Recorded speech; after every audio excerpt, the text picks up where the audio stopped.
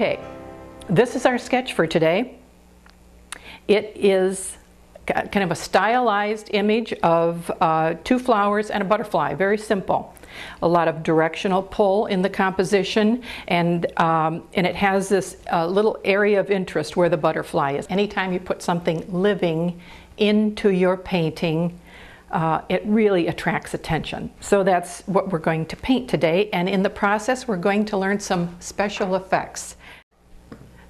Now I'm going to take my big 1-inch brush, and now we're going to wet the whole paper, because this is a wet in wet process. Wet on wet process, so very lightly. Don't press too hard on your paper. Again, you don't want to depress the fibers on the surface of the paper any more than you have to. And we don't also we don't want standing water, so be careful of that. Just a nice dampening of the entire surface of the paper.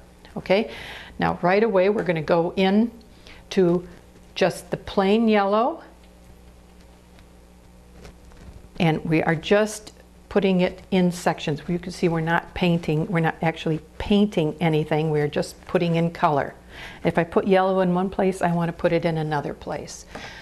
And that goes with any kind of a special effect or any kind of a special color. Okay, now we're going to go to green. A nice green we're going to lay right in there, and maybe up in that area. See, I'm not worrying about the sketch now. I have that mask, so I don't have to worry about it. Now I'm going into a dark blue. This is the Antwerp. So we're going to come down and just lay it in. Right around the flower is where I want the most drama, so I'm going to have the darkest background next to the lightest part of the flower. So I'm adding now a little of the Payne's Gray. You can see this is actually a fairly quick process. We don't labor over this too much. We're just laying in the color. Now I'm happy with that. I think those colors are nice, so I'm going to just leave that. I think that this is pretty well dry now. I'm looking at it, and it seems to have sunk completely into the paper and is dry. I want that real dry for this next part. What I'm going to do is outline all of these little spaces. I can either use my rigger brush, or another tip for today, this is one of my favorite tools. It's the dip pen with the metal cap that goes over it. I'm actually going to fill this with watercolor. So the way I do that is scrape the watercolor from my brush in between the cap and the nib of the pen. So I get my brush loaded with paint and just run it between those two. Okay, then I want to make sure that it's running. Okay, and now I can come over here and just very easily make some nice thin lines. It's a wonderful way to make lines.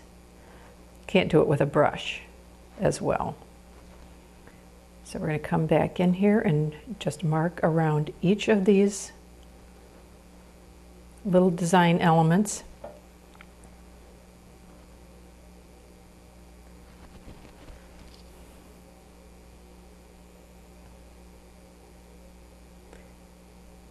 And another thing I like to do with this pen filled with watercolor is to sign my painting at the end. It's a real nice tool for signing your painting with watercolor in a very fine line. And you can change it. That's the nice thing about it. You can change the color to match your painting. It's the best way to sign a painting that I've found.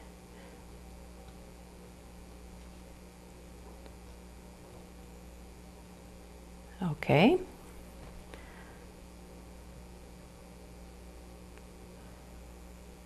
See how that makes those design elements pop. And what else does it do? It really draws your attention to this area, doesn't it?